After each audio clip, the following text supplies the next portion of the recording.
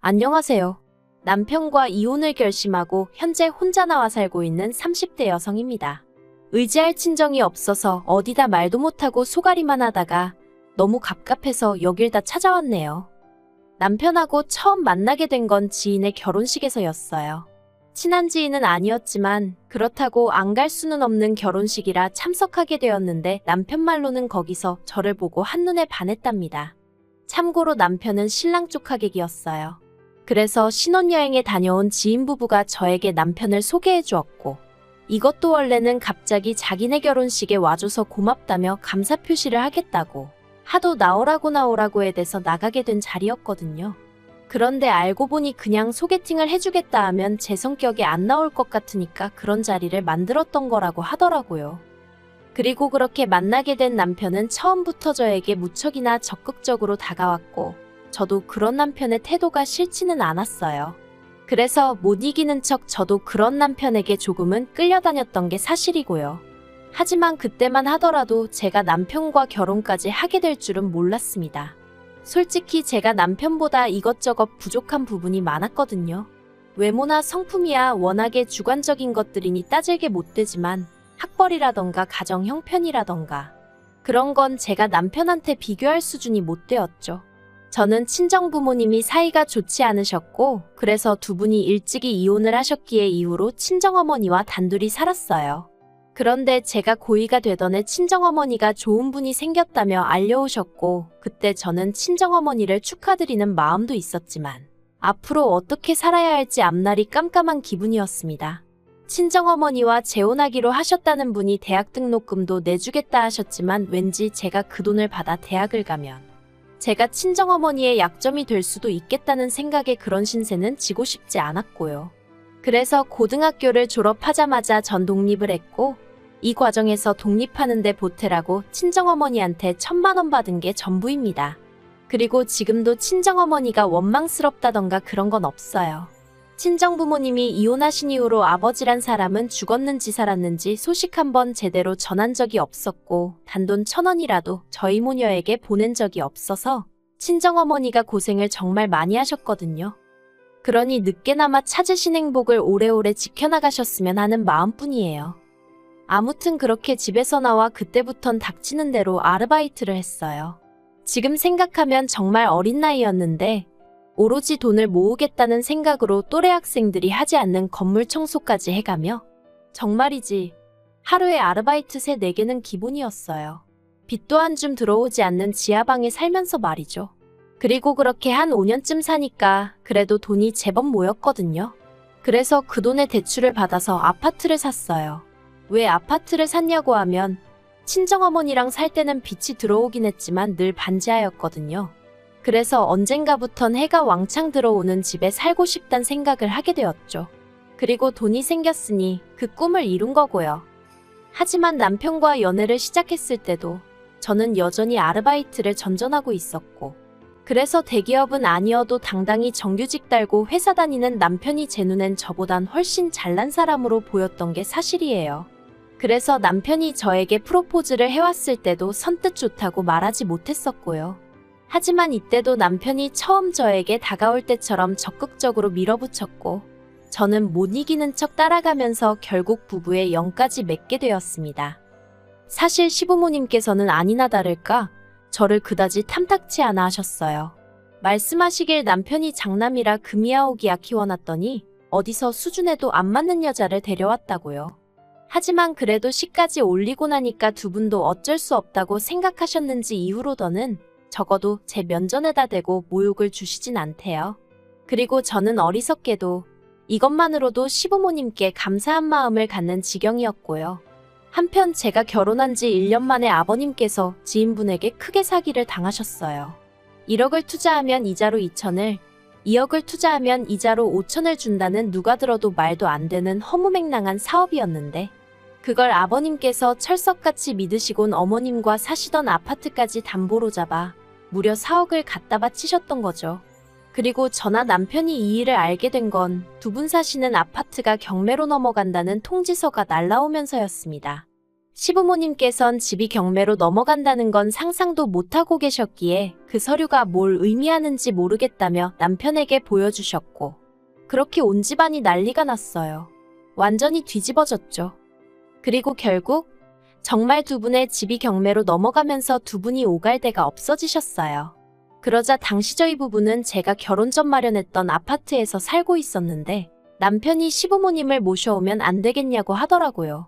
솔직히 내키지 않았고 난처했고 거절하고 싶은 마음뿐이었습니다. 하지만 그랬다간 지금처럼 남편과 잘 살 수 있을까 하는 걱정과 우려가 들어서 결국 자의반타의반으로 그러자 할 수밖에 없었네요. 지독하게 외롭게 악바리처럼 살았던 20대의 생활을 죽어도 반복하고 싶지 않기도 했고요. 시부모님이 저희 집에 들어오시던 날이 지금도 생생하게 기억이 나요. 제가 대궐 같은 집에 두 분을 모시게 된 것은 아니었지만 두 분도 아파트가 제 아파트라는 건 잘 알고 계셨던 만큼 저에게 고마워하실 줄 알았습니다. 솔직히 네, 고맙다 다니덕이다 그런 말 한 번쯤은 들어보고 싶었어요. 수준에도 안 맞는 며느리, 내 아들이 좋다니까 어쩔 수 없이 받아들였지. 우리나 되니까 이 정도 혼수해도 괜찮다 하는 거지. 이런 반응 말고 우리 며느리가 최고다 우리 며느리 아니었으면 어쩔 뻔했냐. 정말이지 딱 한 번만 들어보고 싶었거든요. 그런데 그렇지가 않았습니다. 남편 돈은 1원 한 푼 안 들어간 정말 제 피땀으로 이루어진 아파트였는데 그걸 시부모님께선 아들 잘 둔 덕이라고 말씀하시더라고요. 그래도 어쨌든 실컷조건 합가는 시작되었고 이후로 저는 제 사업으로 눈코 뜰 새 없이 바쁜 하루하루를 보내고 있었습니다. 사실 시부모님 사정이 이렇게 될 줄 모르고 저는 저대로 결혼하고 얼마 지나지 않아서부터 사업 계획을 세웠고 약 1년 만에 사업을 시작했는데 하필이면 그때 앞서 말씀드린 사건이 터진 거거든요. 타이밍이 참으로 기가 막혔죠. 만약 그때 제가 조금이라도 늦게 사업을 시작했었더라면 솔직히 제가 그나마 사업자금으로 모아뒀던 돈 전부 아버님 어머님 대출 갚아드리는데 뺏겼을지도 모르겠다 싶거든요. 아무튼 어머님께선 시부모를 모시고 사는 며느리가 집에 착실히 붙어있지 못하고 밖으로만 돈다며 영 못마땅한 기색을 감추지 못하셨지만 당시 시부모님은 생활비를 한 푼도 주지 않고 계셨으니 남편이 자기 외벌이로는 내 식구 먹고 살기 빠듯해서 안 된다. 그나마 이 사람이 벌어오니까 지금 이 생활이 가능한 거다 하고 제 편을 들어주어 계속해서 사업을 이어갈 수 있었죠. 그리고 더 까놓고 말하자면 집에 가봤자 저를 기다리고 있는 건 산더미처럼 쌓여있는 집안일과 시부모님의 잔소리 폭탄이 전부였으니 제 집이 제 집같이 편하질 않았고 그래서 점점 더 많은 시간을 사업에 쏟게 되었습니다. 그런데 그렇게 시부모님과 합가를 한 지 1년 좀 지났을까. 정말 기가 막히고 코가 막히는 소리를 어머님이 하시더라고요. 남편에게는 아래로 2살 어린 시동생이 있는데 착실하고 진득하니 직장 생활을 하던 남편과 달리 소위 한탕주의라고 하나요? 맨날 한다는 말이 사람이 몸으로 돈을 벌면 안 되고 머리를 써야 한다면서 그렇게 사업을 한답시고 이것저것 찍접대기 바빴는데 지금 이렇게 글을 적다 문득 든 생각이 어쩌면 아버님을 닮아서 그런가 싶기도 하네요. 남편 말로는 아버님도 늘 소위 대박을 쫓으며 인생 역전을 꿈꾸셨다 들었거든요. 아무튼 그런 시동생은 저희가 결혼하고 넉 달 만에 식을 올렸는데 사실 이것도 사연이 있어요. 원래 한 집에서 1년에 자식 둘을 결혼시키는 일은 흔치 않다 들었습니다. 그런데 시동생의 경우 저희가 식을 올린 직후였을 거예요. 그 당시 사귀던 여자친구, 그러니까 지금은 제 동서죠. 동서가 임신을 했다고 하더라고요. 그리고 동서네 집안에선 어차피 결혼을 전제로 사귀던 거 아니냐? 배불러 오기 전에 식을 올려줘야 할 거 아니냐며 나왔고, 그런데 나중에 듣기론 시동생은 결혼까지 생각하고 만났던 사이는 아니었답니다. 아무튼 그래서 번갯불에 콩거 먹듯이 식을 올렸어요. 제가 앞에서 말을 안 했는데 제가 남편과 결혼하던 당시 남편은 자기가 모은 돈 5천만 원만 가지고 저랑 결혼했어요. 시댁에서 해준 건 하나도 없었습니다. 며느리 조건이 마음에 안 드는데 드리려니 속상해서 못 해주겠다 뭐 그게 이유였죠. 그리고 시동생이 결혼할 때도 이건 마찬가지였습니다. 시부모님이 말씀하시길 막말로 배불러 오는 여자가 급하지 우리 쪽이 급할 게 뭐가 있냐. 여자가 평소에 행실을 어떻게 하고 다니면 결혼도 하기 전에 애부터 갔냐며. 아니 애는 동서 혼자 만들었나요?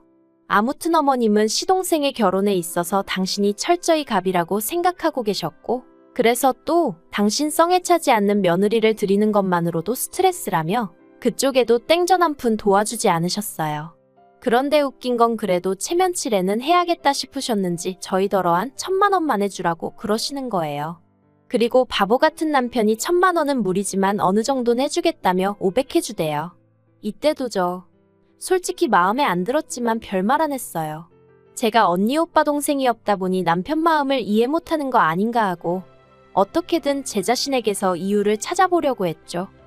그런데 저는 정말 이 정도면 할 만큼 했다고 생각하거든요. 저는 시댁으로부터 뭐 하나 받은 거 없었지만 시동생 장가 간다고 돈 줘. 어머님 아버님 집 경매 넘어갔다고 모시고 살아. 그 모시고 사는 집도 내가 마련한 아파트지. 저보다 잘난 며느리들도 많겠지만 제가 그렇게 못난 며느리란 생각도 안 들었어요. 그런데 사람 욕심이 끝이 없다더니 지금으로부터 3달 전인가 시동생이 또 사업을 말아먹었다는 얘기가 들려왔습니다. 마지막이라며 동선의 부모님 그러니까 그쪽 처가에서 돈까지 갖다 썼다고 들었는데 말 그대로 쫄딱 말아먹었다네요. 그래서 결국 그 처가에 들어가 살고 있다고요. 그런데 시동생이 시부모님하고 저희 남편한테 자기들도 저희 집에 들어와 살면 안 되겠냐고 그랬던 모양입니다. 처가에서 눈치 보여 못 살겠다며 저희 남편더러 방 한 칸만 내어달라고 했다나요? 34평짜리 아파트에 방이 3개니 이론상으론 시부모님 저희 부부 시동생 내 부부 살면 살지 못 살 건 없었죠. 하지만 생각할수록 너무 스트레스더라고요. 게다가 저를 정말 언짢게 한 건 어머님의 태도였습니다. 이렇게 돼서 걔네가 들어와서 살게 됐으니 그런 줄 알아라 하시는데 집주인은 저인데 왜 저한테 통보식으로 말씀하시는 건지 어이가 없더라고요. 그래서 저도 오기가 나서 싫다고 안 된다고 했어요. 어머님 아버님과 같이 사는 것도 솔직히 편하지 않다. 그런데 어떻게 시동생네까지 같이 살라고 하시는 거냐? 그랬더니 어머님께선 내가 너 집안일을 시키냐? 네가 그렇다고 집에 붙어있기를 하냐? 어차피 낮에는 빈집이나 마찬가지인데 뭐가 문제냐? 들어오게 할 거다. 하고 막 나오시는 거예요. 아니 제가 제 집에 오래 안 있는다고 해서 아무나 들어오게 해서 살라고 해야 하나요? 그리고 어머님 말씀대로 몇 시간 집에 붙어있지도 못하는데 그때만이라도 제발 좀 편하게 쉬고 싶은데 헤드는 집에서 살고 싶어서 정말 있는 돈 없는 돈에 대출까지 받아 마련한 아파트였어요. 제 명의로 되어 있단 이유로 대출도 오롯이 혼자 갚고 있었고요. 그런데 정작 저는 어머님 아버님이 들어와서 살기 시작하신 이후로 집으로 들어오는 햇살 한번 마음껏 만끽해보지 못했는데 이젠 시동생까지 같이 살라니 어림도 없었죠. 게다가 생각해보니까 시동생네는 애도 있잖아요. 도저히 안 되겠단 생각뿐이었습니다. 그런데 어머님께선 당신이 시조카라도 봐줘야 걔들도 일을 할 거 아니냐며 상황이 상황인 만큼 무조건 들어오게 할 거라고. 나중엔 못 참겠으면 저더러 집에서 나가라는 말씀까지 하시더군요. 절이 싫으면 중이 떠나야지 어쩌겠냐고요. 그래서 제가 어머님께 여긴 절이 아니고 아파트고 제 명의로 되어 있으니 제 아파트가 싫으시면 얹혀 사는 사람이 나가야 하지 않겠냐고 받아쳤네요. 그러자 이번엔 어머님께서 며느리가 돼서는 시부모를 쫓아낸다며 그걸로 남편에게 울고불고 노여워하셨고 그나마 믿었던 남편마저 저더러 원래 이렇지 않았지 않냐며 정말 마지막이라고 어쨌든 자기한텐 하나뿐인 동생인데 제가 한 번만 품어주면 안 되겠냐대요. 게다가 동서까지 저에게 전화를 해서는 아들이 이렇게 능력이 없으면 시댁에서 어느 정도는 도와줘야 하는 거 아니냐고 저한테 하소연을 하는데 아니 제가 시동생을 낳은 것도 아니고 저도 엄연히 동서하고 같은 처지였잖아요. 정말 온 가족이 저 하나 나쁜 X로 몰아가는데 환장할 노릇이었죠. 그래서 결국 저는 결단을 내릴 수밖에 없었습니다. 그리고 그 결단이란 것은 아파트를 부동산에 내놓는 것이었어요. 막말로 집을 팔아버리면 저도 그렇지만 다들 나가야지 별 수 있겠나 싶었거든요. 그래서 부동산에 집을 내놓은 그날 시부모님께 집 내놨다고 말씀드렸더니 저희 어머님은 김칫국부터 드셨습니다. 드디어 정신을 차렸냐며 그래. 이참에 집도 좀 넓혀가자. 시동생네는 애가 있어서 나도 좀 걱정이었다. 정말 끝까지 여러 가지 의미로 사람을 실망시키지 않으시는구나 싶대요. 그런데 남편은 그래도 같이 한 시간이 있어서인지 뭔가 꺼림직했나 봐요. 왜 집을 내놨냐고 계속해서 집요하게 물어왔으니까요. 제가 시동생네랑 같이 살기 싫어서라고 딱 잘라 말했습니다. 그랬더니 시부모님 얼굴이 벌겋게 달아올라서는 저더러 못돼 처먹었다고. 게다가 남편까지 저더러 너 왜 이렇게 이기적이냐 변했냐 하는데 정말 정내미가 뚝 떨어진다는 게 이런 건가 싶었습니다. 그래서 제가 내가 뭐가 이기적이냐고. 나는 뭐 맨날 소처럼 일만 하고 나 싫다는 어머님한테 바보처럼 내내하고 웃는 낯장만 해야 되냐고 소리를 질렀어요. 사실 그런 식으로 말하려던 건 아닌데 저도 가슴에 응어리가 있었는지 말이 그렇게 나간 거죠. 그리고는 이제 진짜 모르겠다 싶은 생각에 왜들 이렇게 염치가 없냐고 화를 냈습니다. 며느리 집인 거 뻔히 알면서도 고맙다 소리 한 번을 안 하시더니 이젠 뭐 시동생네까지 데리고 살라는 게 말이나 되냐고. 그냥 이 꼴 저 꼴 다 보기 싫으니 어머님 아버님도 나가시라고요. 그리고 솔직히 수치스러워서 말도 하기 싫지만 남편이 순간 제 뺨을 딱 때렸습니다. 얼떨떨하고 화끈화끈하고. 그래서 그냥 그대로 차키랑 지갑만 챙겨서 병원으로 밟았네요. 진단서 끊고 경찰에 신고하고. 솔직히 저도 같이 속된 말로 들이받을 수도 있었겠지만 그 와중에 이혼할 때 한 대 맞은 게 저한테 유리하게 적용되지 않을까 하는 생각이 번뜩 들었거든요. 그래서 맞붙지 않고 병원하고 경찰서부터 갔죠. 바로 이튿날이 됐을 때는 저는 비록 원하던 가격은 아니었지만 하루라도 이 지옥에서 빨리 탈출하겠다는 생각으로 집을 팔아버렸어요. 그리고는 집 나간 며느리가 지발로 기어들어왔다며 비웃는 시부모님 면전에 집 팔았으니 언제까지 비우라고 알렸더니 어머님은 급기야 울대요. 수준도 안 맞는 며느리가 들어와서 자기가 거리에 나앉게 생겼다며 아버님이 똥된장 분간 못하고 사기당한 건 기억을 못하나 싶어서 한마디 해주려다 이러쿵저러쿵 말 길어지는 게 싫어서 예 하고 말았어요. 체면 칠해하기 좋아하고 뭣도 없으면서 자기들 평판은 어지간히 신경 쓰는 사람들이라 아마 안 나가고 버티고 그런 건 못할 거예요. 그리고 저는 지금 사업장 근처에 오피스텔을 얻어서 나와 있어요. 집에 있는 짐이라곤 남편이 결혼할 때 돈 5천으로 해온 가정가구들이 전부니 그거 다 이고지고 나가라고 하죠 뭐. 그리고 변호사 말이 이혼 소송에도 저한테 유리하다고 결국 마음 급한 건 남편일 테니 저더러 너무 걱정하지 말라더라고요. 20대처럼 외로워질까봐 썩은 동아줄인 거 알면서도 어떻게든 붙들고 있어 보려던 건데 그 동아줄 잡고 불안하게 사느니 저 혼자 마음 편히 사는 게 훨씬 낫겠다는 생각이에요. 빨리 모든 게 정리되어 햇볕 잘 드는 집에서 새 출발하고 싶네요.